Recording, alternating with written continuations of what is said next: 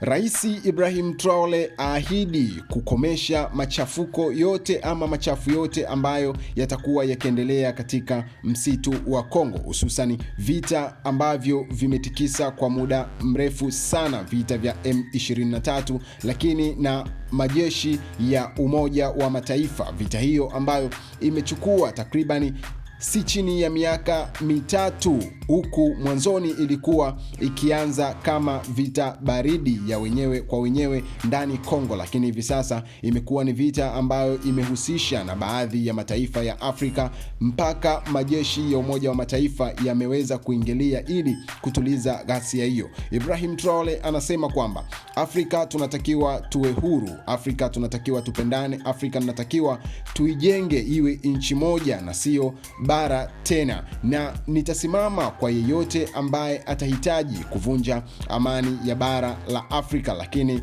amani ya nchi yoyote. Mimi kama Ibrahim Traore nitaungana na baadhi ya maraisi ambao watahitaji kuwa katika msafara wangu ili tuhakikishe Afrika inapata uhuru wa kweli na sio uhuru wa bendera katika baadhi ya nchi ambazo bado mpaka leo hii zinatawaliwa na utawala wa kikoloni, lakini pia bado zinaendeshwa na mabavu ya kikoloni. Ziko baadhi ya nchi mpaka hii leo hawana lugha zao za asili, badala yake wanazungumza malugha kutokea nchi kama Marekani, lakini za Ulaya na nyinginezo.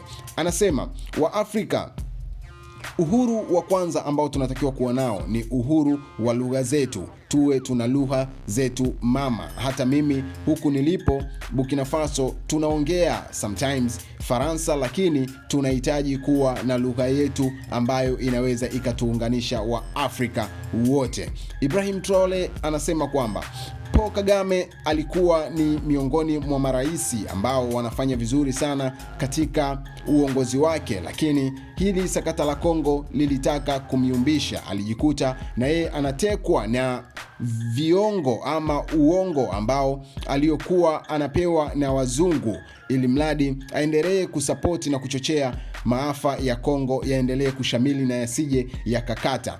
Nilimpa katazo kali sana juu ya hicho ambacho anafanya, na hivi sasa ameweza kuelewa nini ambacho wa Afrika tunatakiwa tufanye, na tusiwe watu wa kufata mkumbo huku nyumbani kwetu kuna haribikiwa. Ndugu mtazamaji wa World Trending TV, hii ni TV ya kupendwa ambayo inakusogezea habari za michezo, burudani, siasa na habari za kijamii. Kama ndio mara yako kwanza unaungana nasi, haujachelewa, gusa neno subscribe. Kwa kufanya hivyo utakuwa umejiunga kwenye familia ya World Trending TV moja kwa moja, ambapo utapokea habari, taarifa, notification na update zote ambazo tunazifanya kila siku. Lakini usisahau kulike, kucomment, kushare na ndugu jamaa na marafiki wapate kujua nini World Trending TV tunawasogezea kila siku. Endelea kutufuatilia kwa taarifa zaidi.